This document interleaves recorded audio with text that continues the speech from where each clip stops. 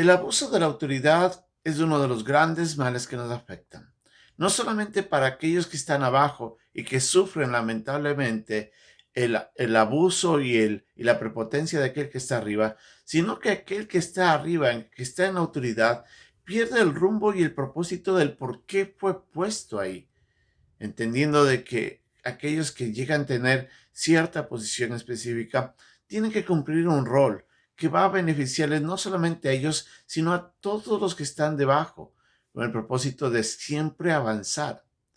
Pero lamentablemente eso no sucede.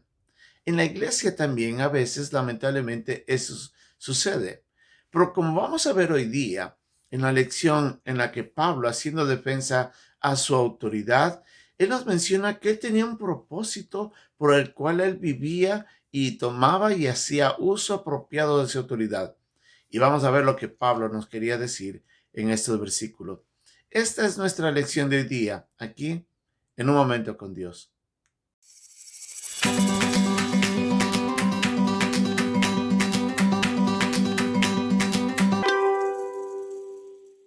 Para analizar apropiadamente este pasaje, tenemos que ir un poco hacia atrás en el tiempo, cuando Pablo escribe su primera carta a los hermanos en Corinto.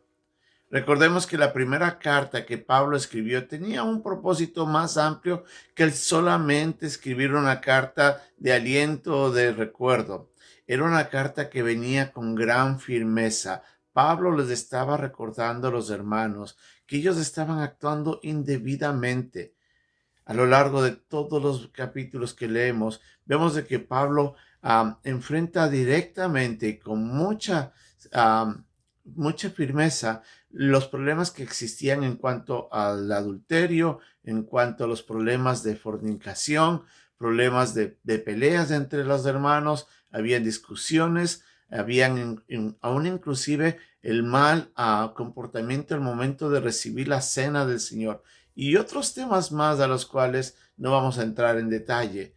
Pero Pablo, cuando escribe esa carta, la escribe con gran firmeza y el propósito era de llamar la atención a los hermanos a que revisen su comportamiento y que cambien su manera de pensar y su manera de vivir.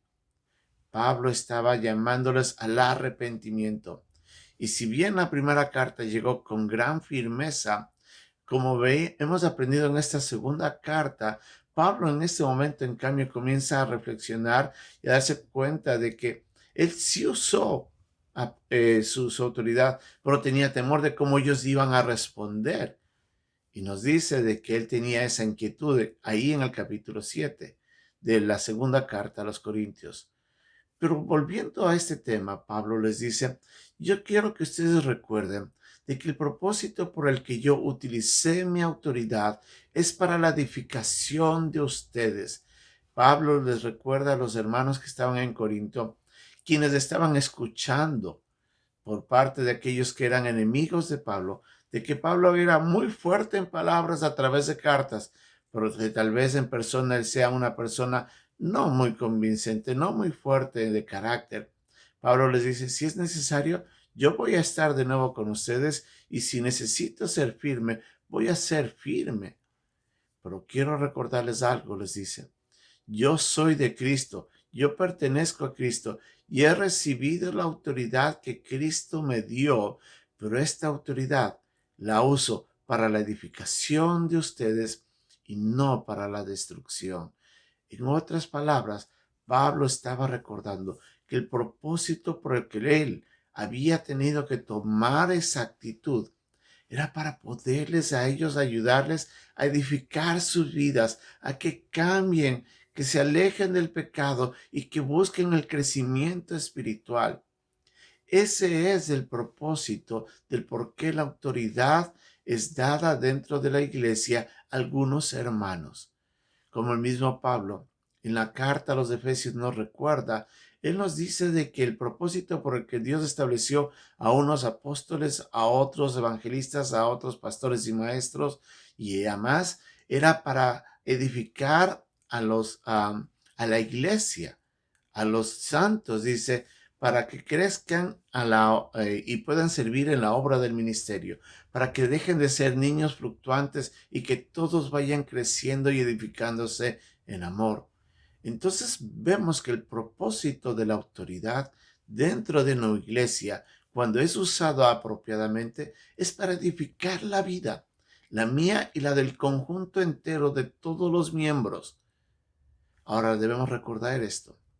Jesucristo ya nos advirtió ahí cuando él estaba ante sus discípulos. Él les dijo de que tengan cuidado de que muchos, dice, quieren llegar a ciertas posiciones para enseñorearse de los demás, para ejercer potestad, les dice, como leemos en el capítulo 10 de Marcos, cuando Santiago y su hermano querían tener cierta posición en el reino. Y les dice, no, no vengan acá con el propósito de tener de enseñorearse sobre los demás. Ustedes van a venir a servir y van a dar su vida, así como yo estoy dando mi vida en rescate por muchos. Entonces, la autoridad es la posición que Dios da a ciertas personas con el propósito de que ellos sirvan. Y la meta más grande es ayudar a los demás a edificar sus vidas. Nosotros, los creyentes, tenemos que pedir a Dios que ponga delante de nosotros personas que sean piadosas, líderes que realmente vayan a edificar nuestras vidas, que vayan a ayudarnos a crecer, no solamente de forma personal, sino también cómo poder servir mejor al Señor, cómo poder ministrar mejor dentro de la iglesia y que la iglesia en conjunta vaya creciendo. Ese es el propósito del por qué tenemos líderes. Y pedamos a Dios que nos envíe y nos ponga siempre líderes piadosos, temerosos de Él, y que los use con poder. Pero también nosotros tenemos que estar atentos cuando aquellos líderes nos exhortan, nos llaman la atención, nos están edificando. Aceptemos su llamada de atención, aceptemos su consejo. Recordemos, como dice en la carta a los Hebreos, de que ellos velan por nuestras almas. Debemos someternos a ellos y vivir agradecidos por ellos. Un líder piadoso, un pastor piadoso, siempre va a ser de gran bendición cuando el propósito por el que él está sirviendo y está en esa posición de autoridad es para edificar la vida de los demás. Demos gracias por esos hermanos que realmente han edificado nuestras vidas y escuchémosles con agrado, sometámonos a Él y pidamos a Dios que los bendiga y hagamos los que somos líderes uso apropiado de la autoridad que Él nos ha dado para edificación de nuestros hermanos. Que Dios nos bendiga.